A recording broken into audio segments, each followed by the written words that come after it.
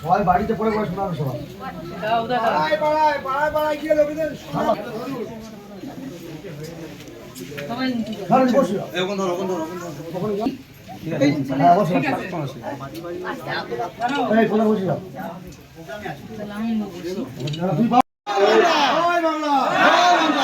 আপনার এই যে বইটা আছে এখানে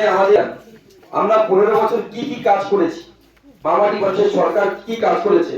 সেই তথ্য পুস্তিকা আকারে বই আকারে আপনাদের সকলের কাছে পৌঁছে দেওয়া হবে।